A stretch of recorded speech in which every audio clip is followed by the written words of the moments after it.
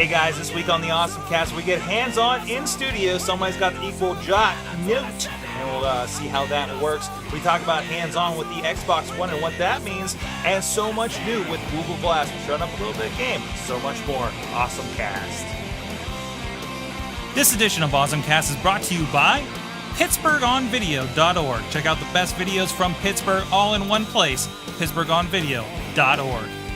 Want to have your business or podcast featured on the show? Contact us at info@sorgatronmedia.com. Subject line, advertising.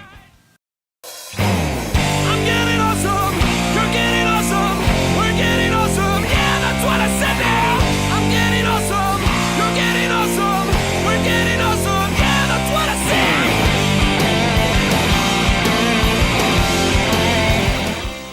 Hey guys, welcome to the AwesomeCast 177, live from Pittsburgh, PA. I'm Mike Sorg, here, ready to get awesome, ready to get geeky, ready to talk tech. We got so much to talk about this week. With me from Studio Chilla, we have dubbed it this evening, John Chichilla, at Chilla on the Twitter. How you doing tonight, sir? Yeah, not too bad, not too bad. How are you? A little snowy out there. Little snowy, a little slushy, a little crazy here in Pittsburgh, but it's letting up. It sounds like it's letting up a little bit. I think tonight's going to be the big snow. Yeah, I'm hearing. Yeah, I'm working from home tomorrow. Yeah, I got to enjoy that today. Unfortunately, some errands tomorrow, but we'll deal with that. With us in studio, and in particular to tell us about something that we talked about here on the show. She got it in hand. Missy Sorg, my wife. Hi. Hi. I'm the righty one. You're the righty I'm one. the official righty one. And we'll talk about your righty things here in a second. Of course, this is the AwesomeCast. You can find us over at sorgatronmedia.com, where you can find all the fine podcasting things that we do. We're also, you can find us on iTunes, Roku, via the Blip TV app, on YouTube, on Stitcher, video and audio forms. Find us on Twitter at AwesomeCast, and also look for the AwesomeCast on Facebook and Google+. We have a lot of conversation, like to ask a few questions, and we'll get into some of them here tonight. Mostly, and this is for you guys in the chat room, and we'll talk about it here a little bit later. We'll close the show with it, but tell us, come up with what are you thankful for in tech and geekery this year? That you that gadget that makes things work for you. But of course, we do kind of a weekly what we're thankful for, or what we think is awesome. Depends on how we kind of look at it. With your awesome thing of the week, first, well, let's go to Missy. You have something new and awesome, and I know Chilla, introduced us to these a few weeks ago, probably about a month ago, but you got your hands on one. So what is this that you have here? This is my birthday present. Okay. My equil note pen. Mm-hmm. It's pretty cool because I can write on paper, which I enjoy doing, and it converts it to an electronic file. So it's pretty cool. I can connect it with my phone or with my iPad. It likes Apple devices. So if I had a Mac, I could connect it with my Mac as well and download the app for it.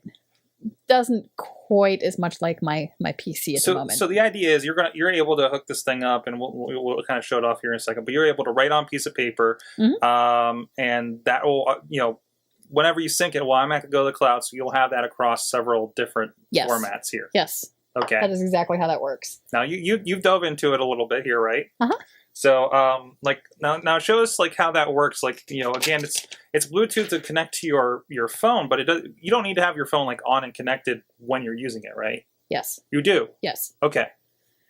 So there's a equil note app that I had downloaded for my phone. So I opened that up and make sure that the one complaint that I have about it is, even though I have it set up for the Bluetooth connectivity, I actually have to go in and connect it to the Bluetooth every time that I want to use the pen. Really? Yes.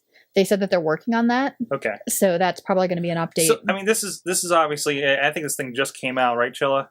Yeah, it's a pretty new. Yeah, it has some bugs. They're working on it, but it's pretty cool because I like to write. Mm. I can type, but I like to write. Especially for note-taking purposes, I tend to retain it more if I'm actually writing it out with my hand. Yeah. So this is nice because I can write it out, and then instead of having papers and papers and papers, I can just go to my phone and I can have it on there. But it's kind of cool. You have a little sensor thingy over here that you stick at the top of your paper. Mm-hmm. And can you do anything with that? Like to see what I'm doing with it? If you hold it up, I think we're going to be able to see that. Yeah, hold it as far out as you can so you can get that there. Okay. Now go ahead and start. Actually, I'm going to hold it up like that. Okay. So I just make sure that it's connected. Mm-hmm. So I click the little button to make sure that it's responsive. Mm-hmm. And there's a little dot on the screen to show me that I've got, that it's connected and I can do stuff. Now, when I'm waving it around in the air, it doesn't do anything. But when I start to actually write... Now, it's actually really small, so I can't actually hear it. We'll adjust a little bit. So get it in there. And it's actually there we go. writing exactly how I'm writing it on the piece of paper. Mm-hmm. So you see there, I've got, "Hi, AwesomeCast." It's in my handwriting. So if I wanted to sign something... There's my signature. It's awesome. It's pretty quick to respond too. It's instantaneous. Like, that's the pretty cool thing, is I don't have to wait for it to respond to anything. It's instantaneous. I can just go ahead. It's bam right there. And it's nice because with the app itself, I have different. I can have different notebooks. So each of those colored squares, it's different things that I want to have, and I can create them for different things. So if I wanted to do lists, or if I'm working on, multiple projects at once and I want to have a different project or a different cover for each thing, they have different colors for the covers that I can select. And then obviously I can title them. So I have like Missy, I have AwesomeCast for the sample that we're doing for tonight. And it's pretty cool. And in the settings, I can have it set so that it connects with my Google Drive. Nice. So I can access it from my Google Drive in order to get to it that way. Have you seen, is there any connectivity with the Evernote? I don't use Evernote. I know you don't, but I don't know if you saw if there's like an option for it or anything. Yeah. I think Evernote does connectivity, I know, with certain Bluetooth pens. I don't know if it will with that one. Okay. It does more stylus ones where you're writing right on the thing, because Evernote bought Penultimate, and they do the connectivity. And you can write they have Penultimate. their own. But since you can store it in Google Docs, can you then? I'm guessing it'll sync between your iPad and your iPhone. That's my understanding of it. Okay. As long as you have the app installed, you can get it across platform. Now, you have you tried it? You haven't tried this on the iPad, right? I have not tried it on the iPad. But we have the iPad 1, so I'm not even sure if it's going to be compatible. And that's why I haven't tried it, because I just figured it wouldn't be. Yeah. But I know that on the website, when I was looking into specifically about it, it's iPhone, iPad, and iOS. So if I actually had a Mac, I could Actually, it does say requires iOS 5.0 or later, so it could ideally work with your old iPad. Might be a reason for you to bring that back into regular use. So this is a pretty good option. Yeah, because that's the other problem is, this screen is kind of hard when I'm trying to look at something. And that's the 5S. Yes, I've got the larger screen, but still it's tiny. Mm-hmm. If I in the not ad, but on the website, when it goes through the product, this is what you can use it for. Yeah. One of the things that they show is graphic design. They've got a woman on there who's doing clothing design and stuff. Yeah. And she's using an iPad in that, and it's nice because it is a larger space and visually it's easier to deal with. When it looks like in that ad that she takes a picture of she takes a picture of clothing or something, and then she starts using the pen to draw arrows and lines. She outlines it and different things like that. I haven't played with it much in that sort of sense because I don't have much. You don't have much reason to. Your stuff is mostly just doing. Oh, I see. It does sync to Dropbox too. Okay. Yeah, it does. So that's cool. Think about it. How many. I have plenty of apps that have the option to Drive or Dropbox or something. I could see you writing something up like that if you send it over and stuff. You always do inventory for me, and it might be more comfortable for you to do it this way, right? and sending that over. You just send that over, so it's already in my Google Docs. So I already have a backup instead of like emailing it or texting it or however we might have done it before. Mhm. And then there's a digital copy in there, and then there you go. There's that. And the big thing and the reason why I thought this was going to be a great option for you, I remember you said something really significant. We were talking about writing, and you say you want to get back in writing, and you talked about how you liked to be able to, whatever you feel like doing at the time, pick up a pen or pick up the laptop and a keyboard. So do you feel like this is something that will kind of help you, produce something in whichever way is comfortable at the moment? That's something that I'm still trying to, again, I haven't had this all that long, and I've been playing with it. I'm not sure how it would interact with, like, I use either OpenOffice or Microsoft Word, depending on where I'm at and what I'm doing with my writing stuff. Mm-hmm. And I'm not sure how it would play well with that. I mean, obviously, as you can see, when I write something out into it, it's in my handwriting. It's, just like I was taking a note on a piece of paper, except it's electronic. So I don't know if that's something that I can convert to. Okay, I have a new book that I'm writing, and I've got, chapters 1 through 4 on my laptop.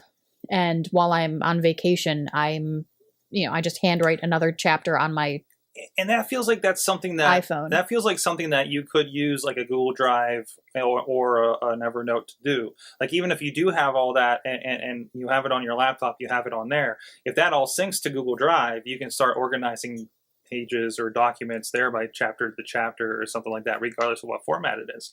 And as far as like turning it to text, sorry, Chilla.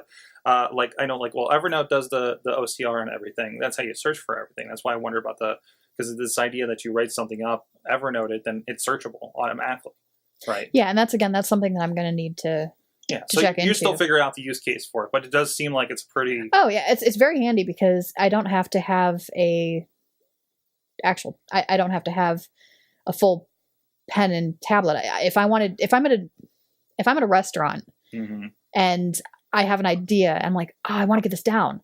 All I have to write on is a napkin. Mm-hmm. I can write on that napkin, and I don't have to actually take that napkin home with me. So you've the automatically like cloud storage a napkin note. Yes. In a case, that's great. And now I think it does like actually detect like when you're using ink, right? Yeah. Because I was playing around with that before. Again, if I'm just like wheeling it around in the air, it's not doing anything. There's a little sensor on the tip of it that senses when I'm pushing it onto the paper, and that's when it actually starts to track what I'm writing. Awesome. Chilla, you were saying something? Sorry. No, I was going to ask if I knew Evernote did OCR. I didn't know if it did handwriting recognition. It does. Okay, cool. It OCRs as best as it can in the handwriting that I've seen so far. So yeah, it tried to make sense of a lot of that kind of stuff. Yeah, because I pumped a lot of stuff in there. Now, so do you have to have, if you pull it out and you write down on the napkin, does it have to connect to the phone, or will it store a little bit of data on the pen and then it syncs later, or is it you have to be connected You have at that to be given connected. time? Okay. And that's kind of the hard part about it. Is it would be nice if there was some storage on it, but yeah, I mean, I have to open the app before I can do anything to have it sync. Okay. So it's an extra step. I mean, you have to hold on. Let me get my pen, which it is nice. Show them. We kind of talked about this. So the thing has its own kind of storage / charging unit. Oh right? Yeah, I've got it actually plugged into my computer over here. So I've got the charging unit, and it's nice because it's got this soft cover to it, and it's this little triangular housing. The pen sticks in here. The reader sticks in the front of it like this. And actually it goes the other way with the lights out. Sorry for the audio listeners on this one. But... Sorry. And it just all folds up nice and neat. It's magnetized, so it stays closed. And I can carry it around. It's got my little charging cord that I can take and charge. And that's just a mini USB? Yeah. And it, plugs in USB, so I can charge it at work. I can charge it at home. So if you're like, okay, wait, let me get this down. You have to take the extra step to say, hey, I need to pull this out, take my pen out, put my sensor on my piece of paper, sync it to my phone actively, which hopefully they fix that soon and it becomes a little more usable. Yeah. So it is a little bit more a process, but that's if you're like, this is information I want to retain, right? Yeah, and it's nice because, again, I can,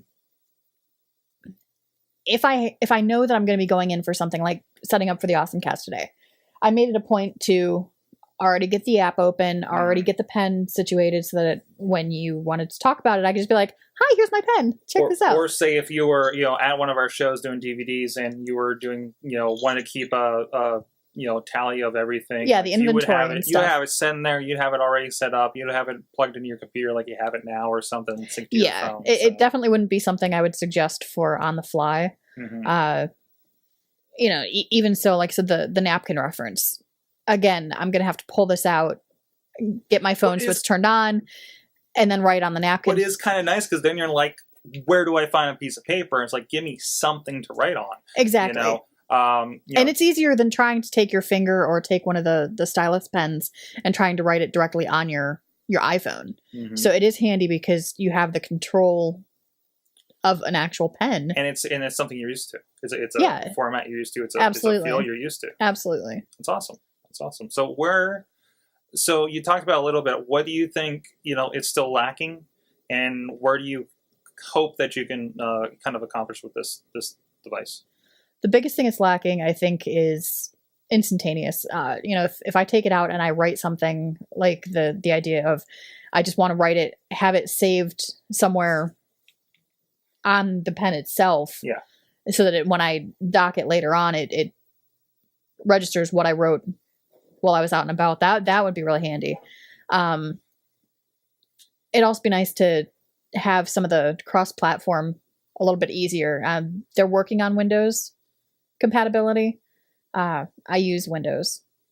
Don't hate me. Please don't hate me out there. But I use Windows. For now. For now. I mean, you are looking into a Mac. Well, and even so, like with this is another reason why I'm actually seriously looking at a Mac. Mm-hmm.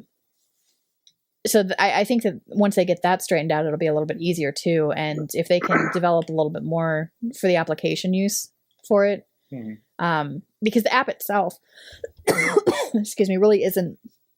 I mean, it's pretty much what it is there. The example they have on the site that we were referencing with the woman who takes the picture and she's doing the design stuff, I don't know if that's in conjunction with another application, because what I have on my phone the equil note really doesn't give me the ability to do that. They do have another more artistic program, which might have been what she was using for that. Okay. Or maybe it's the iPad version. Maybe the iPad Possibly, version has more functionality. maybe it has more functionality. Because everything they're showing, I'm looking at the site and it says like notes and photos, color highlights, edit on device. I mean, these are definitely iPads they're showing. So I'm wondering if it just, you get a little more functionality for the bigger screen. Yeah, and again, that's something that I haven't done. But they do have two different apps that they have. They have like a writing app and they have more of an artistic app in the App Store. So it, again, could be just a situation that, since I'm writing, they focus on the writing aspect of things, and with the other one, they focus on more of the artistic drawing type of stuff. Mm-hmm. Again, it's something I want to check out, but I haven't done so yet. So promising? I think so. Awesome. Chili, you got any more questions? I know you're the big pen person. I had one more. Oh, no, it's just I think I found a good high school graduation present for my sister going into college for note taking. So I think that's perfect, like for note taking stuff like that. Oh, absolutely, especially for college. I think that would be great, because if you don't want to take your laptop and actually, type up the notes on your laptop, it's handy. Mm-hmm. It's also nice because, again, you don't have to deal with trying to write it out with a stylus or with your finger on an iPad. You can just kind of go through and write your notes and have them automatically digitized. Yeah, and I can think for meetings. I remember when I first started at this one job, like I would bring my iPad to meetings, and that's how I took notes. Yeah, and that's like people were noticeably like, well, that's different. They're not used to that. They're the older generation or whatever. You're like, I have a pen and paper, and maybe people don't really notice you had to put something there, and you happen to have your iPhone out. Yeah. Does it? One last question. Mm-hmm. does it use like standard pen refills? Like when I run it, so like when I'm at work and I run out of ink on a pen, if they're disposable, I throw it in the garbage and I go grab another one out of don't throw the this in the cabinet. garbage. They actually gave me. I have a refill that comes with it. Okay. This is the size of the refill. Okay. Is that like a standard or? I'm not. It looks like 2/3 the size. Yeah, I don't think it's standard. It's tiny for starters, and as far as the having it transfer from paper to digital, it's in the pen itself, so it's obviously not in this. Mm-hmm. But they have a nice little in the pouch here, or in the little case. They have this little spot here that has this just kind of just sticks in there. So you can keep an extra one with you, at all times. So you always have backup. And they actually have ordering capability through the website to reorder supplies. They do. How do you know how much refills are? That I don't. I haven't looked into it since I have one here and I have one. Trying to bring it up, using. but all they really show on their site for products is that device. Like I don't see the refills. It's up. You have to log in. Like you create an account, and up in the upper right hand corner there are some options for like shopping. And I'm assuming it's going to be in there again. I haven't fully looked at it since I haven't had that need yet. Of course, it didn't save my login for this. Of course not. So that would be. I wish I would have researched this in advance to see is that going to be a deal breaker. Is it there? Is it like a crazy expensive? Is this going to be like ink when you're like printer ink? At a distance, it looks like it. You could like if I pull apart like a typical pen at work. Yeah, that's what I was. Like they've cut the length off of it, and if you ever like the pens we have at work, if you take them apart, 80% or probably 60% of the plastic is empty, and it's just so it connects to the click piece. So I don't know. It'll be interesting to see. Yeah, see this is actually kind of like a metal that they have. Okay. So I don't know whether that makes a difference with the conduction for when it realizes that you're actually writing or not. And that's the other question. I don't know. I was considering kind of like I'll just take this extra Bic one and just kind of cut it down a little bit. Haven't done that obviously, and I'm not sure if it would be compatible or not. Yeah, it'll be interesting to see where that goes with it too. So, my find isn't working on here. Oh, okay. I want to stop ruining that computer. Okay. So their Sketch app also exports directly to Photoshop. Okay, that's probably then what she was using nice. in that one sample is. That's really nice. It supports layers. Yeah, I'm definitely going to say that's what she was using for that other in that sample on their website. Yeah, because I mean, when she pulled it up, she was doing had notes and moved around, and we did. Yeah, it was definitely a little more high end of a program. Yeah, way more than what I use it for with my note taking. Yeah, but I mean that's still important, I think. So I have an extra. I'll have to bring it over. Sorg, remind me. I have an extra Bluetooth dongle. I think. I don't know. Does your Windows machine have Bluetooth? I don't think this one does. But I don't think that there's no software. But that's the problem is the software doesn't support. Yeah. Because it says it supports Windows XP or above. But if you read, because I was looking into that because I wanted to see about it. And when I read down through and actually went to where I could download software, there was a little asterisk saying, coming soon to Windows. Okay. So I don't think that it's quite there yet. Awesome. I wish you could buy these in a store. Now I'm going to have to order it. It's probably coming. But awesome. So I want to get into my awesome thing of the week, and I was actually kind of juggling between a couple here. But we'll go with this. I know you got a video game angle on yours, but we'll touch on this one too. Not to say I'm voting for the PlayStation in this war. I'm definitely getting an XboxOne at this point if I had $500 to get one tomorrow. But I really remember when Sony was awesome at advertising? and they still were in PlayStation 3 days here towards the end. Like, it felt like they kind of went quiet for a while. At least that's my interpretation of it. They have a campaign, and I'm sure most of these are filled up right now, but they have this campaign going on. I caught this commercial, First to Greatness. And the idea is, and I guess they got a site, and they're probably doing this through your accounts and everything. But the first, and you see, I'll go through a few of them here.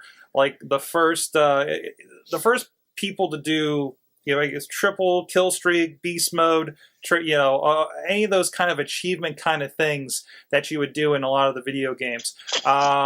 There's and since you have that share button and everything's in the cloud with PlayStation 4, you're able to do this pretty easily. It's at greatness.com, it looks like. Let me try to bring that up. Now, are they just doing it through Twitch? Or... Because they have Twitch integration that's already up and running. Maybe they don't have it going. Yeah, Twitch is already up and running, and that's where I think, and I think the idea is, if you're the first, let's say it's kill streak. I know it's not, that's something filled in real quick. But, you have that share button there on the PS4 to do it immediately, right?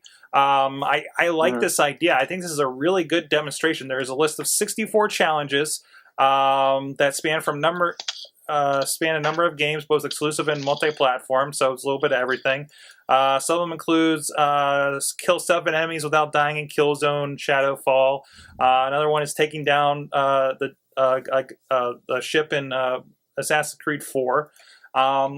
This is like the perfect kind of example to show, hey, look, this is what you can do with something like Twitch, right? Mm-hmm. So pretty cool kind of social new media-y thing that they're doing with this. And I think this is, I don't know why this worked. Yes, I agree. Yes, I'm over 18. No, that's not my actual birth date. Here, and actually 51 of the 64 challenges have been completed.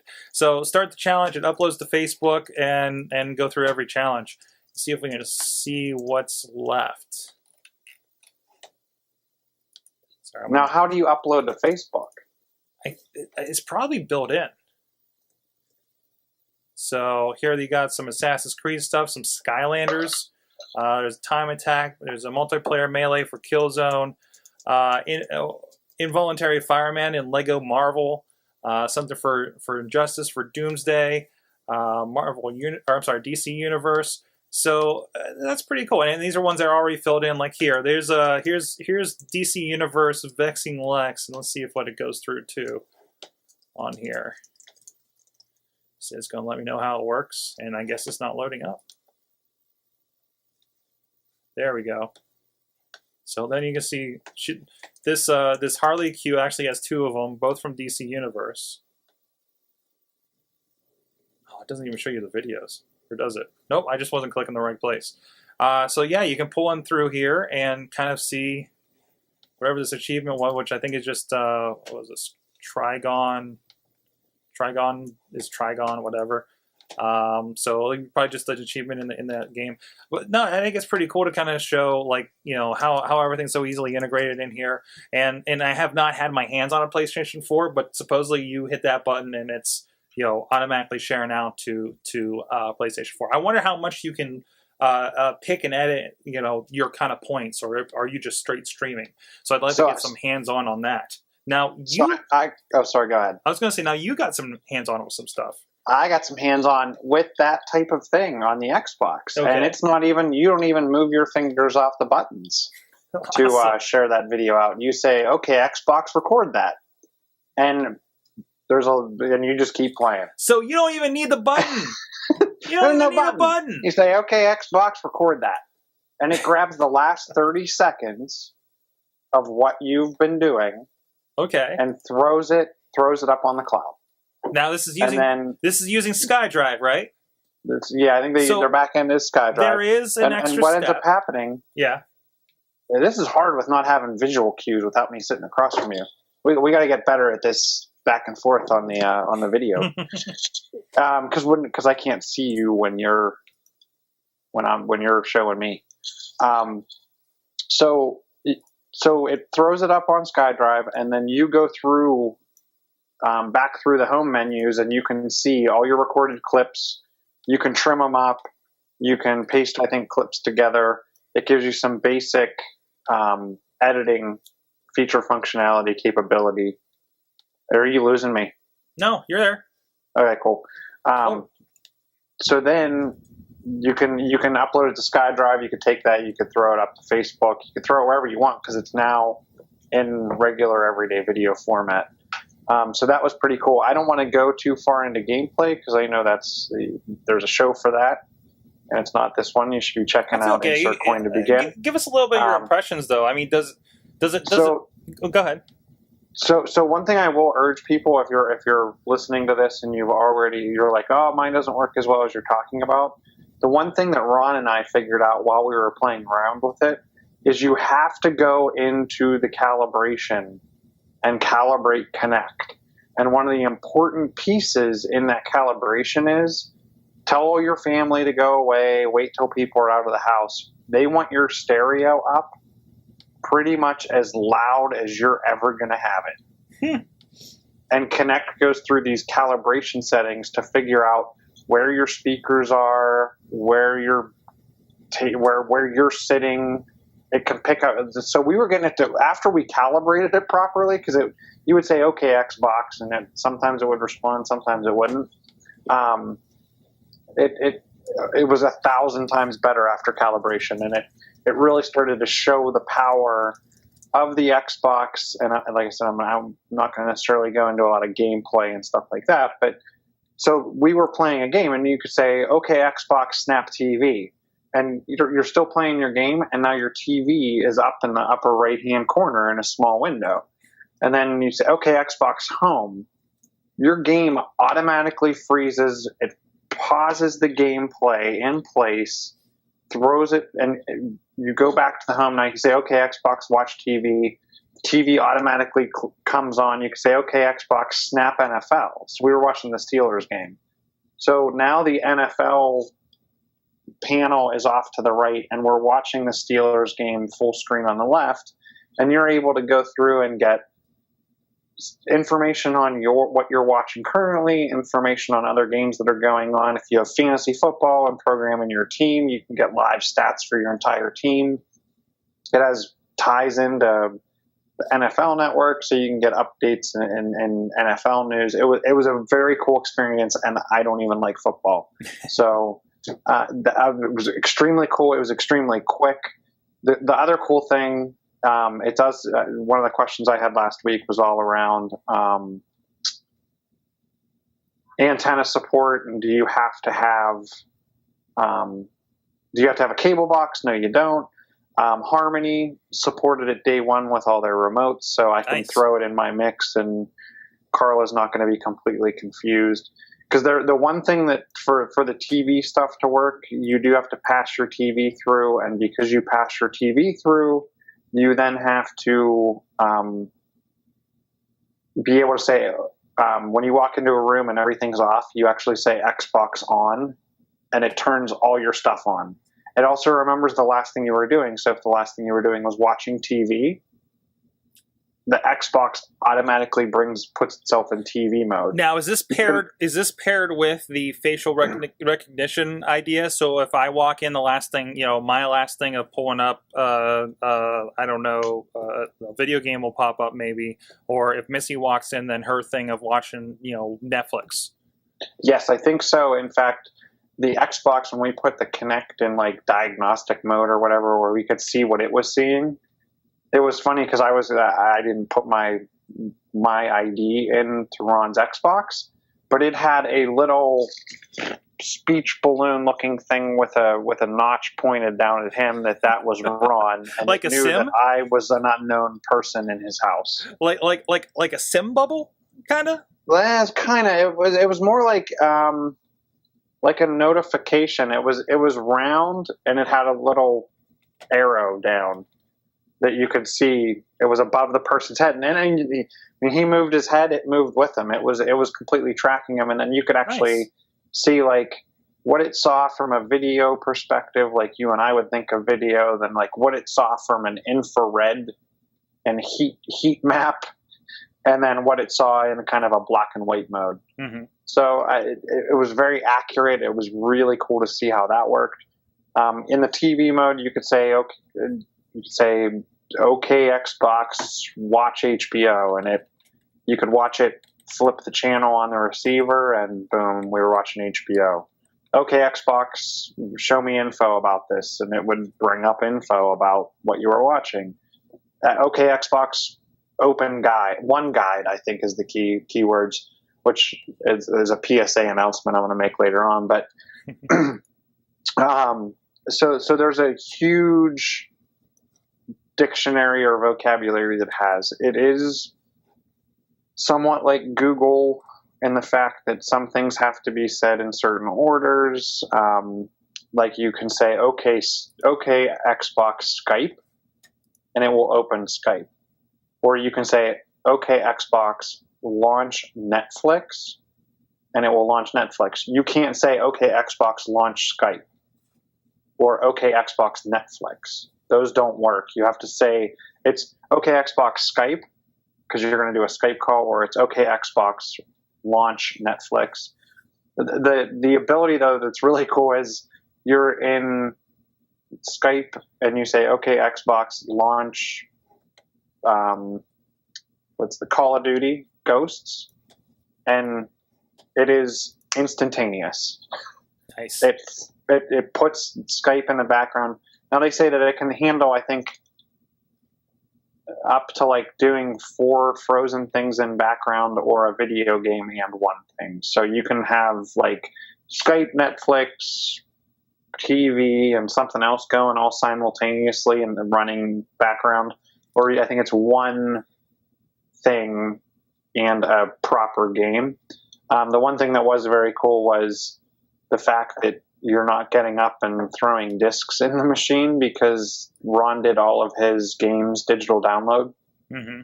So there's no lag time. There's no wait. You say, okay, Xbox, launch whatever the game is. So, and it's up and running. So did they release like all the same games from disc, like just in digital download, like day and date? Yes, from my understanding, the entire list of what's being launched is launched in tandem online. Oh, that's nice. The question that Ron and I have, and like I said, I don't want to get too far into the gaming thing, but is, do you get pre-release, pre-download, like the free extra stuff? Oh, okay. Do you get that extra stuff? And Josh is saying they have a whole list of commands. I have a PSA, and I'm going to post some links in the Flipboard right after the show tonight. I've actually found a really good infographic with all of the OK Google commands, including the Easter eggs, and it's a dictionary for Xbox. Nice. Awesome. Yeah. I actually got I got the KitKat update on the Nexus the other day. And how's that working? To be honest, I think it's crashing more. Well, I heard issues with the share command. So if you use share a lot, like that little triangle-looking thing that passes data between apps. Actually, I heard there's some issues kind of with upset. My Marvel Unlimited app doesn't load comics anymore. Let me try it again. Maybe this running an update, but I was trying to read some stuff Sunday. I think it updated like the night before, and it just won't load a comic. I tried several times, still loads fine on my iPhone and my iPad, so I pulled the old iPad one and just watching on there. Yeah, it just blanks out on me. Did you remove and reinstall the app? I have not. Try that. Forgot that's a thing I need to do. The WWE. Welcome to Android. Yeah, welcome to Android. It does feel like Windows more and more every day. I think my batteries. Something's happened. I think it's happened twice. I don't know if it's both times since I updated, but the battery's been run down more. So I'm wondering if I have some extra processes going on or what's going on. Maybe because I added the weather app that updates up in the corner. That's the only big thing I think I added to it. So I do need to kind of go through it. I'm not really in tune with double checking what all the power consumption is and everything. This thing's dropped like 10%. I really haven't used it that much since taking it off the charger, just a couple hours ago. Maybe a little bit of surfing to get some, adding all that stuff to pocket for this show. But I don't know. But no, I don't notice much else is different. I guess from this page I can say, okay, Google, No, it doesn't work all the time. Like supposedly you can just say okay Google anytime, right? I don't know. I know that is. Okay. I didn't think it was anytime, was it? Or maybe do you have the widget? I swear I got it to work once on the home screen. Did you try turning it off and on again? Again? But I don't know. All I really got to check out was like I found the Easter egg screen, and there's not much to it. But no, I wasn't even really sure what all was supposed to be big with this update. I can't remember the change log. I just remember it's out there. It's out there. I just remember a bigger discussion about the fact they're calling it Kit Kat more than anything. Yeah. So, but I don't know. But see, now if you look at my next article, see, this would fit right in. Mm-hmm. You could just print yourself a new whatever. You need more battery, print yourself a new battery. What is this from? So this is something Motorola is seriously putting interest in, and it's called Project. I'm guessing this is pronounced ARA, A-R-A. And the theory is that their idea of the future is that if your cell phone here, you have it up. Scroll down. Probably 2 panels till you see the multicolored block. There you go. So the theory behind this is you'll be able to take and print off new components for your phone and build it like building blocks. So this looks like, we talked about like the buildable modular phone, and actually somebody, Jamie out there, you sent along a petition for them to actually do this and make it open source and stuff. But Motorola's come along and done their own version of this that seems a little slicker, to be honest, because this doesn't look nearly as big and blocky in comparison to what we were looking for with that other version of this concept. Yeah, they kind of compare it to Legos, and they're working with the phone blocks community. Okay. And the concept sounds pretty darn cool. I mean, if you think about it, if someone comes out with a new chip layout, mm-hmm. and you can print out a chip, then boom, you upgraded your processor. Now I'm guessing it's not going to be like the typical 3D printer where it's just kind of doing droplets of plastic or whatnot. You're going to have to, and I know they do have ones that print circuitry and stuff like that. Mm-hmm. And they're saying it'll get to the point where you can print out a whole house with the electrical and everything. Yeah, I mean, so someone say you have a slew of the old mini USB chargers, and you don't want to go to micro, well, print yourself off a mini charge port. It's kind of like the ideas are endless there. I want to move to Thunderbolt so I match all of my iPhones, right? Yeah. I mean, you could print off and customize, and it sounds like they are trying to do kind of a community-based thing where anyone can put in design specs, and you're going to be able to print new components for your device. You want a device that's 5.12597 inches, and then that's the size of your device. And I just made up some weird decimal points there. I don't know what that device would look like. Or maybe you want a device that has a weird aspect ratio. Apps will probably render like crap, but that's not their problem. I don't know. I could see this definitely. If it worked out, I could see it taking off. Awesome. Because the other thing is, think about it. You walk in. Sorry, one more thing. Good. You walk in. Even if you can't afford this, I'm sure the carriers are going to be able to afford this. Yeah. So I'm sure it's going to get to the point where you walk into the carrier and say, "I need you to print me off this thing," and they say, "Okay, $25," and you have a new component. It's a new method for them, right? Mm-hmm. To make money in store. So. Awesome. Hey, I wanted to show this one thing off. I know, last week the GDK just came out for Google Glass, and there was, I got on top of WordLens. I actually did an article over at sorgatron.com about WordLens. I took it to the grocery store at the top of the hill. It has a lot of Mexicani products, and was able to do a little bit of translation and figure out what kind of cookies those are. So that was kind of fun. So you can go see pictures. I did some vignettes so you can kind of see, what I was looking at. And I just activated my glass and see the translation and everything. And it's pretty cool. And you can see I also put on there our demo from last week, showing it off here on the show. But there's some other stuff. So there's games on here. Now, we tried Frogger before, either here or I think it was on this show. And you almost hurt my neck playing that one, if you remember. There's a lot of head bobbing, oh yeah, you were up and going on. I couldn't figure that one out. It gave me a headache. So I found one that's a little less dangerous, as long as you're not driving, at least. So I want to pull this up here. I want to wipe it actually because all the fingerprints are amazing on this thing. But there's another game that came out on this, and this is the only other game that I'm aware of other than Battleship, which I was never able to get into. Let me pull this up here. So if you go there and I say, "Okay, Glass, play a game." And there's only one game, so I don't know what they're going to... It's called Spellista. Now, it's a fairly simple game, but this is a great thing to kind of show kids, I think. So it pops up, and I get a little bit of music. You see, I got a bubble there, and I see you're on a little bit of delay, and it's a word scramble.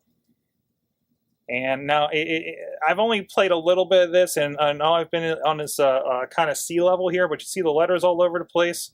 And I'm doing too many things. I can't think about what this word is. But you move your head, and I'll pull down. You can see me moving my head around, get the bubble, and you hold over. And it's like the Xbox Connect that you hold, and you see a little kind of circle filling in, and then that pulls up the selection. Somehow, I think I got that word randomly. And if I want to go down here, just hold over and erase that letter. And you go through. Oh, erase that letter. So, I mean, this kind of shows you kind of the interface and how easy it is. I mean, it looks pretty good. We have some like parallax scrolling going on here as I move my head. So that's kind of fun. I notice it's super, super laggy when I do the screencast, like more than normal. Sound seems okay. But I guess this gives you kind of a first glimpse of what kind of gaming you could do on here. I mean, I know it's like kind of feels like super, super simple phone stuff. No, but I mean, I think that's. I mean, you're not carrying a console with you on a train or on a bus or anything like that. I think this is the kind of stuff. I mean, you're standing in line at Starbucks for 3.5 minutes. I mean, I think this is the kind of games that are really going to change the way people play games. I mean, look at things like Candy Crush this is what you're going to be used to. What's it called? Blitz, Bejeweled Blitz, and stuff like that. Those Facebook type games are what not what hardcore gamers are playing or anyone like that. But when I talk to people at work, they're like, "Oh, I saw you were playing Candy Crush." Like they're not like, "Oh, I saw you were playing Grand Theft Auto." Like it's more of an everyone type of game, and I could see that kind of game catching on because it's not like you have to sit there and play for hours and hours and hours and hours. You can pick it up, play for 3.5 minutes, and be done. And you got to think. I mean, this is something that's more on a demo phase right now, right? That I don't know why I keep having to go further and further. I think I need to reset a little bit. Yeah, you kind of need to, like, oh, my bubble's all the way over here now, so I need to pull my head this way maybe. There we go. So I need to kind of recenter it a little bit. So, but no, I think this is like kind of your first step. You know, obviously this isn't, I don't know about doing a lot of kind of casual games like how they would catch on. Because again, look at like kind of the audience right now. You paid a lot of money to do. But I mean, again, this is this kind of like demoing, kind of see where you could go with something like this. I'm still playing this thing. And the audio is kind of not bad for something like this. You know, it's not super, super loud in here or anything. I guess also the audio is very disposable. I think all the instructions when it was telling me how to use it were all on screen, very readable. I do notice, well, I keep going from this to this, and this is kind of the first like really colorful, vivid thing I've had to do on this. Like in practice more. And I am noticing more of the eye adjustment issues more than I ever do, because you got to think usually I'm reading tweets or something that's text, something that's like white text on black. Now everything you saw is all this big blue background. So I have like a pretty different thing to focus on. That's like when you look at your screen in the dark reading something, and then you look away and realize how much your eyes were straining on that thing. So I'm definitely kind of starting to notice as I keep going back and forth from here to looking at the camera in light. Kind of that discombobulation that you could do. But thankfully, I think all the apps, all Google's apps, have been really kind of low key up until now, and I think that's for a reason. Whenever, like, say, if you were driving and you pulled something up, you want to look at your GPS. Sometimes you could pull this down, and I can't do it now because I got so much going on here. But I could look through whatever the information was to driving, and I'm not losing anything, right? Which I think is the same thing when you do a heads-up display in a car. Obviously, it's not going to be. I don't think these cars have them like directly in front of you in your field of front vision. But again, this isn't for when you're doing something else. This is when I'm sitting around, in the doctor's office and just want to kind of go, yep,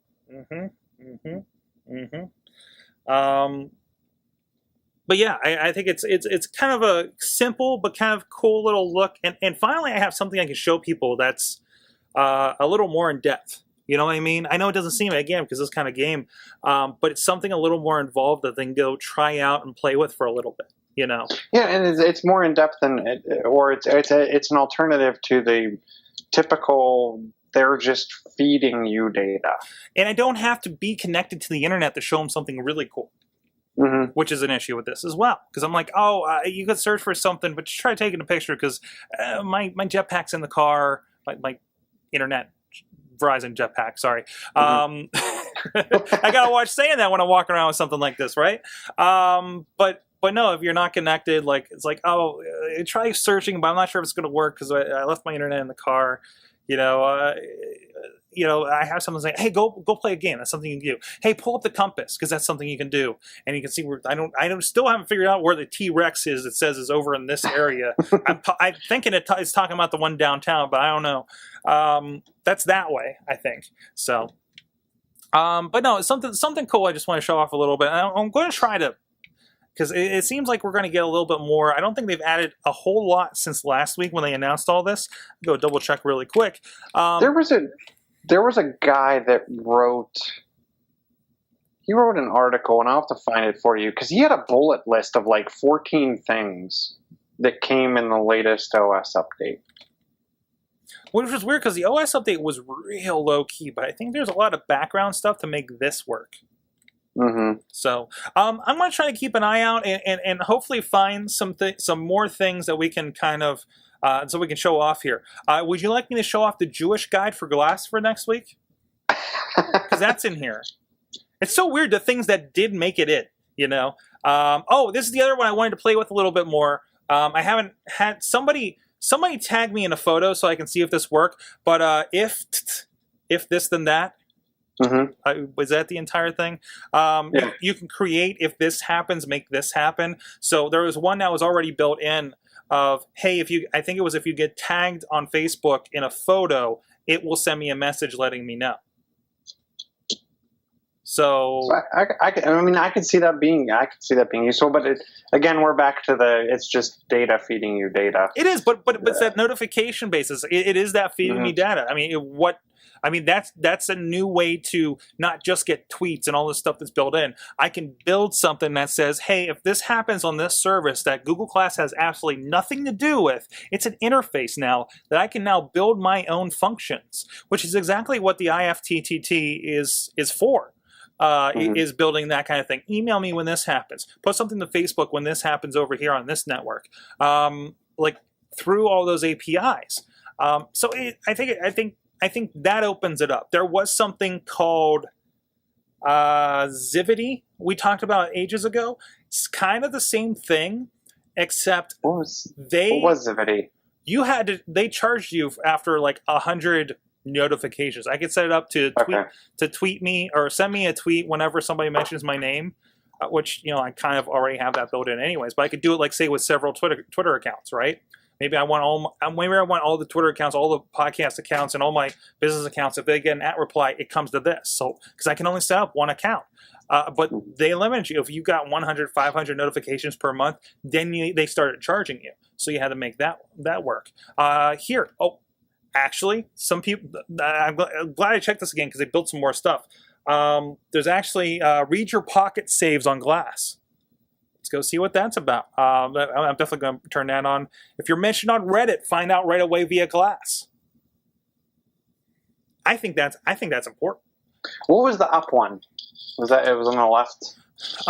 If you haven't worked out in X days, get a friendly reminder to Glass. Oh, that's like the Jawbone up you're talking about. I mean, I wonder if there's. Because I've seen some cool stuff. Now that they've brought that Jawbone up into the Fold, there's a lot of stuff you can do with if you're at your house or within proximity to something. You can turn on the lights. You can do a lot of like automation. Actual interacting with a lot of home type stuff. And again, these are recipes. You can build your own. But here's another one that's very popular. Take a photo on your iPhone and view it on Google Glass. That's cool. That changes things. That opens things up. Show your Foursquare check-ins in Glass. VIP emails go to Glass, which they kind of do already, don't they? Or maybe VIP is something else. Notified by Google Glass when sunset is happening to try to get a nice photo. That's okay, cool. When I'm tagged on Facebook, send the pic to Google Glass. So again, somebody please tag me so I can see if this actually works. Front page of Glass. So there are a lot of people building. There was just like one page of these when I checked a week ago. So, but again, like it just works on all these APIs, makes it work. Hashtag Google Glass, Instagram photos to Glass.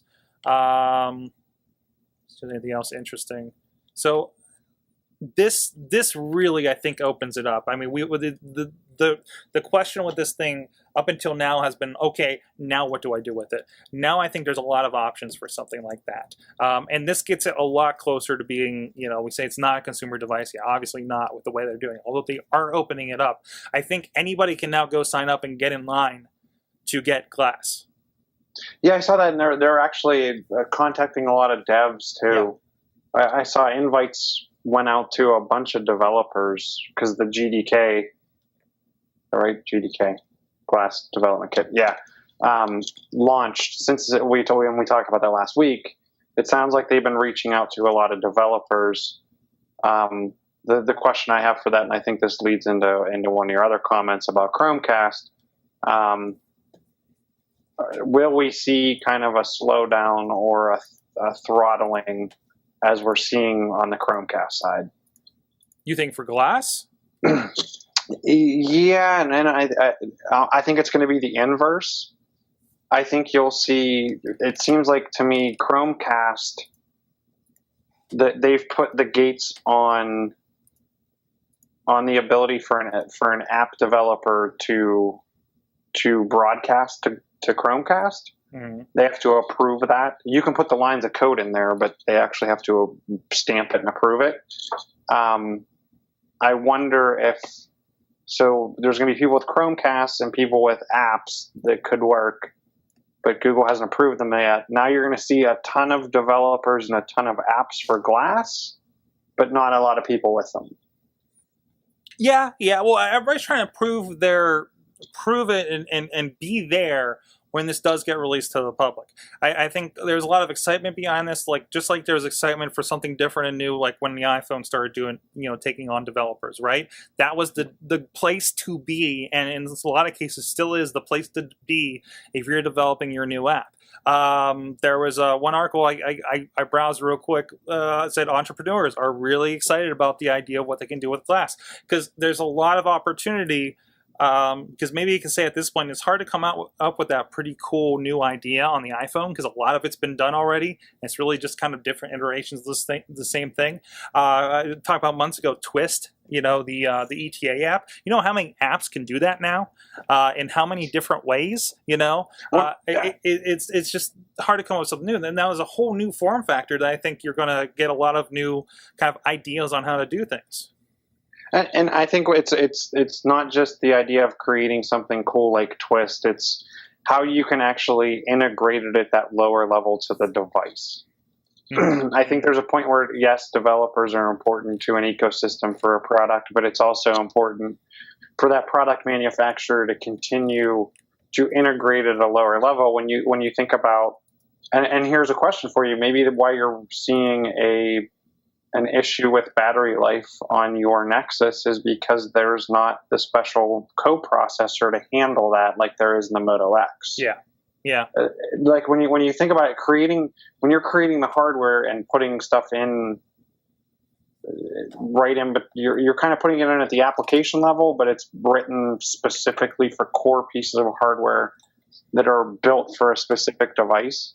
And I kind of put an article about this and about cameras. Google's ripping apart how their camera app's working, and at the same time, Apple is using the Litro. They patented a Litro type technology where you can take a picture now and completely readjust all the focal points later.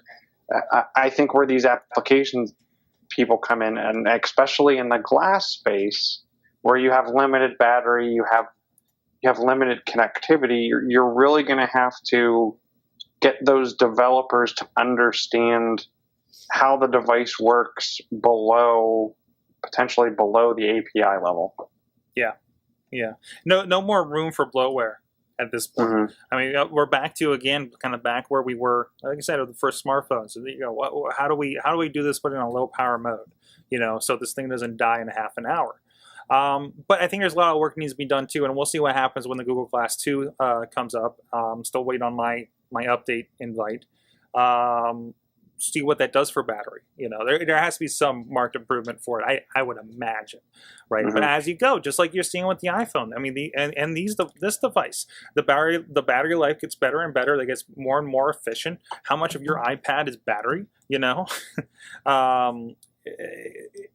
come. These are the early growing pain days of a device like this. Just like it's the early, oddly, probably a little smoother, to be honest, growing pain days for the Chromecast. Now I think the Chromecast, I think they weren't in a hurry to let go of all those SDKs and approve everything that we talked about. I think we talked about that before the show, how it's super easy for you to implement Chromecast, but Google has to give you the thumbs up before it goes through. Mm-hmm. They weren't ready for it. It sounds like this is a device. I was reading a really good article about... Wait, who wasn't ready for it? I think Google wasn't ready. I really think Google wasn't ready. I think their team wasn't big enough to expect the outpouring of everybody buying this thing and being as sold out and wanted as it became. So you're saying from a hardware perspective they weren't ready for it? No, I think from support. What is it? And this is where I'm a little confused. So, from a support perspective, you're giving developers the ability to throw some lines of code in their application that then allows it to interact in a very specified manner. Which means a button pops up on your app that you hit it and it shoots off to your Chromecast. Now, I've been using Chromecast pretty much all the time. Unless I need to go pull up something on Amazon Prime, I stay away from my Xbox because it's loud. But that's my point being is that what I don't understand what needs approval there. To me, from what it sounds like, because it's not Google approving the app in the Play Store, mm-hmm. because you can put an app in the Apple App Store. I think, and I don't know the details, but I think it might be something where there's like an API key thing. They want to approve it, but I think they want to. I think it's like what you're kind of seeing on the Google Glass. They want to make sure this thing isn't surrounded by a lot of bad press. They want to make sure, okay, HBO, you're good. We know you. But we don't want this thing to be known as the thing I can pull up my RedTube app on my Android device and go watch that on my TV. See, I could see that. I understand the point there, but they already did on Glass. You look at everyone else. I mean, they already did it on PlayStation 4. They're having issues with people twitching content that they shouldn't. I heard about that. What was that? They're hitting the share button on their PlayStation, and they're like, "What? Doing naked video game reviews or naked talk shows or something?" Is that what is happening? Yeah, that's what I heard. That they're getting in some people are getting in trouble with on the PlayStation 4 network. Some guy was videoing his naked wife or something. I didn't read the fine print on it, but it was pretty much PlayStation and Twitch coming out saying that you'll be suspended. Your account will be suspended if you do this kind of thing. And Xbox already issued their warning when Twitch becomes available. Hey, by maybe the way, maybe this is why Xbox held off on live Twitch. Hey, yeah, have those guys. Go ahead, PlayStation. You find these problems first, and we'll have all that taken care of when we pick this up in 6 months. Way to go! Way to go! Yeah, sure. I mean, they have enough things. I could see them doing something with a key. The question I have is if you're using a key, who's to say you don't get approved for your key for one app and you go and put that same key in another app? I don't know. I don't know how it's working. Yeah, and I'm really surprised. It seems to me we don't know how they're talking to each other, and I'm really surprised there isn't some kind of like side load option like there is for Glass. So. Or I mean, like you look at AirPlay, I'm just AirPlaying any content that's on my device. Yeah. And the vendors and app developers get the opportunity to block that. It's allowed by default, and like Showtime. Showtime doesn't let you device mirror or AirPlay. Yeah, but let everyone do it and let people disable it as need be. Let them do an opt-out instead. Yeah, I really think they made a decision at some point to hold the keys to the kingdom on this. Again, because they talked about that it took 11 months for them to get this product like from conception to out the door. So I think it was like, Google TV didn't really do that great. And we put a lot into that. So let's see what this little device does. And we only got so big of a team because this is probably like whatever amounts to a equivalent of a 10% project these days, except we make products now. Holy crap. And they weren't ready. I think they're working on infrastructure. I really think that just like whatever little team at whatever Google, a Wisconsin office that they have was like, oh crap, we have something we have to deal with now. We are not equipped for this. Let's find some stuff in the company. Oh, we gotta go talk to HBO now. We were not ready for this. I think that's the scenario going on. I mean, that's my guess. Yeah, I was surprised to see it. I was walking through Best Buy. They have the devices, plenty of them in stock. I think Walmart's starting to carry them this week. Yep. I think as of commercials, Black Friday. Commercials everywhere. Reed Hastings is calling this the ultimate stocking stuffer, and I gotta say, Chachi, I see you in the chat room. And if this Google Glass becomes the new QCat, I will have a new piece of headgear. It'll be amazing. It looks like a microphone. It does look like it's an attachment, doesn't it? It looks like it's an attachment for my Google. Like this is how I want to make calls on my Google Glass is through my QCat. I'm just getting a head shake over here in the studio. No, okay. So what's your article here about Computer Kit lets anyone build a PC from scratch? This is Raspberry Pi based, my friend. So the idea that instead of you paid $35, and instead of getting a fun dongle you can watch Netflix on, you got a circuit board, and I hope you know what to do with it. But no, this is a small build-your-own computer. They have a little case here. I'll pull the pictures up here. Where did I put that? Under the Chrome? Yes, I did. That's not bad. $119. $119. Got to consider that's like a $35, $40 little Raspberry Pi. The case, I think it was. They said it was kind of Lego case inspired in the article when I was reading it before. Yes, I agree. They custom into Erector sets and Lego Mindstorms. So you get this little thing, and there's actually a video, and it's a Kickstarter. They were aiming for $100,000, already at $580,000 as of the writing of this article, which I think was a couple days ago. And let's see if I can pull up some footage of what this kit is. It comes with the keyboard, comes with the whole thing, got this nice little clear. You're a little kid high-fiving because you just made your own damn computer. You can play you're ready to play some Minecraft on this thing. You're ready to go. It's got a schematic. You can play YouTube on this thing. Comes with an SD card. It really is everything that you need to get started with a Raspberry Pi. So it's like it's like a kid's first computer completely. When I look at it, you could throw XBMC on there. You could have a media center that you could stream all your content to or from. So it's kind of like a Chromecast. You could do a lot with this. This is a lot less hazardous than 13-year-old me taking the top off of a $3,000 486 and trying to figure out how to take the cards in and out and put them in and hope it still works. I think it's perfect. I think it's a great thing to kind of get them started, maybe with a little bit more. There's a nice OS, it looks like, that they made for this thing that's a little more kid-friendly than throwing just straight Linux on it. Because let's be honest, I don't think you should just throw like Ubuntu Linux at a kid and say have at it. Because it does get confusing pretty quick. There's a nice interface to begin with. Well, if your kid's Tony Stark, he might be just fine with that. You could probably give him command line units. Tony Stark built this when he was in the womb. Come on. What are you talking about? So I think it's a pretty cool concept and kind of something a little more less heady to use Raspberry Pi for. And I really like the idea of anything to get kids into computers quicker. Between this and like I think Scratch was one of the MT.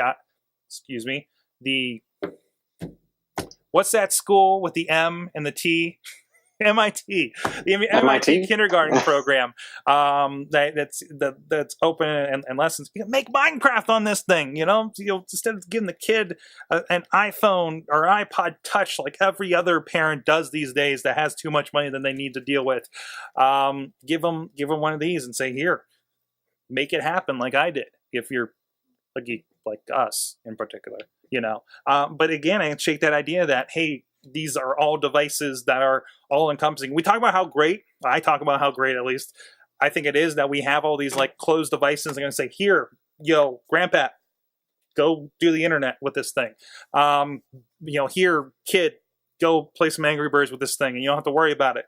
But I think it is also great to take a step back and let them say, hey, look at what you can make. Look at how it works. Look, this thing goes in here. That's the processor. And kind of go from scratch. So with that, Chilla, me and my QCat here are ready to talk some video games, more so than we already have. So we got to wrap up here, sir. Good, sir. Cool. Real quick, upcoming and soon. I got Obviously, one more Black thing Friday's going on. Go get yourself some tech. Check out blackfriday.com. I'll be out. Potentially buying some new tech. Perusing. And BBM has channels on the way. Look out all social media outlets, Twitter and Tumblr. They're coming after you with a population of probably 5. Oh, hey, real quick, I want to do this. It's Thanksgiving, so I want to do something. I want to try to do something across all the shows tonight. So, what are you thankful for in tech or social media or something online? We got actually something from Dutters. She's thankful for her Samsung Note, her DVR, and her Easy Pass. I've gotten on the Easy Pass train lately, and of course now I don't have to go anywhere, so I've used it a whole twice in like 4 months for like $3 total. So that's fun. What do you get? Do you have anything that Chilla you want to share? I'm going to go back to the Pebble. I think it's one of my favorite devices, and now that I have some, I've actually broke down and purchased an app or two that now gives me a lot of live status type stuff. Mm-hmm. I find it more and more useful as I'm just looking down at my wristwatch, and obviously I hear they're going to have some things where you can do some predefined text responses or like cancel a phone call, kind of like iOS did, where you could hit the ignore button with text and say, I can't talk right now, call you back later, or nice. I'm on my way, or whatever. Giving some predefined responses to texts and potentially phone calls. I just see myself using this is one device that I don't feel bad that I spent money on. Mm-hmm. As some of the other devices I've purchased, but I would say that's probably my most thankful item, followed up with probably my tablet and then my phone. I think I live off my tablet a little more than I do my phone or even laptop. So and for me, I'm really thankful for really kind of cloud in general. I realize how much I operate in a very kind of mobile device agnostic state most of the time. I ended up, how many times I've ended up for the day deciding, okay, I gotta go meet with Missy, so I'll go to the coffee shop for half of the day, then get an email and say, hey, can you fix this video? And completely like editing a video, grabbing stuff off of Dropbox, making a project file in Final Cut, then it wouldn't render or render quickly on my busted old laptop, so I sent the file over Dropbox and logged in on LogMeIn and pulled up Final Cut from there and did that. Or if I'm at my Monday job where we don't have Photoshop, and log me in back home to use Photoshop to do something and save the Dropbox and syncs right up. The idea that the stuff like Drive, figuring out the kinks like we were talking about before the show, but I can save the stuff like Drive and Dropbox, and it's on this, whether it be Android, whether it be iOS. It's great to be able to just like, okay, I got to do this thing, and what device is near me, and really, as I've mentioned several times, my business really kind of thrives on that idea that I'm that mobile. And I couldn't do half the stuff I could do now on a business aspect, 5 years ago when all this stuff was in its infant state. It's really cool to kind of see everything mature too. From the chat room, Chachi says, my phone. My Android phone. He was getting on me a little bit earlier because I said about, I was kind of poo-pooing Android a little bit, I guess. Wheel says that he's thankful for my Google Glasses, his laptop, and his Xbox. He's another one it's been a big tech head because he's always there. He does sound for the RWA shows, the Renegade Wrestling Alliance shows down in West Newton. And he's always there. He's got his laptop. He's running all of his sound off of it. He's got his 10-inch Android tablet. Chilla, you've talked with him in the chat room in the past when he was getting that thing. That guy is mobile and online and everywhere.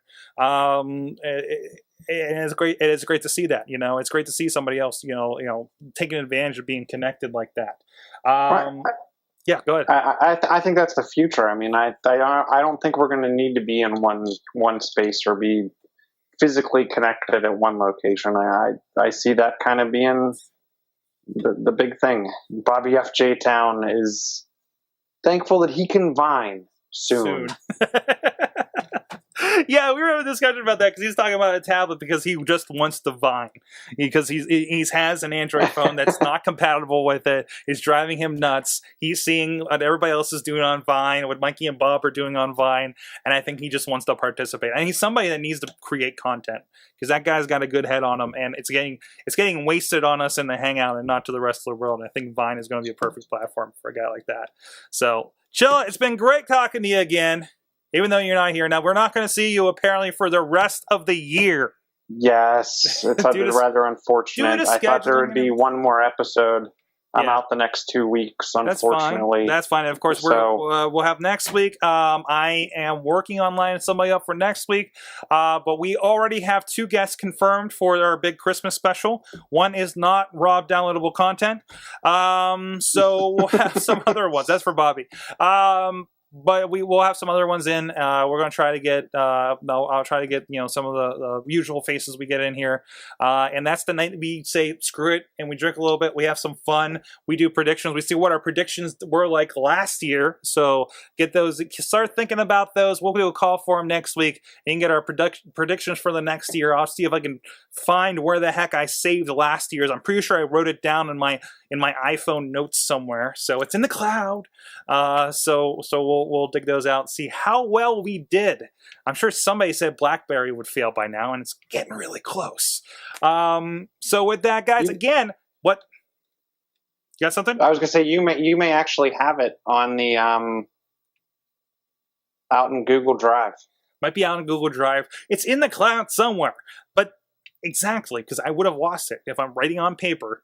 It's gone. Let's be honest. Again, we're over at sorgatronmedia.com. You can join us here. We're here live every Tuesday night at 6:30 p.m.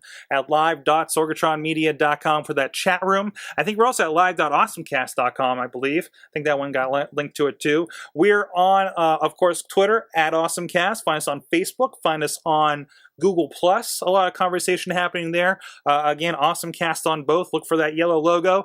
And also, we're on your iTunes. We're on your Blip TV app, on your Roku device, on YouTube, on Stitcher, audio and video versions, however you want to consume the AwesomeCast. And please, let us know your thoughts. Let us know what you agree, disagree with us on any of those platforms. We're listening for you.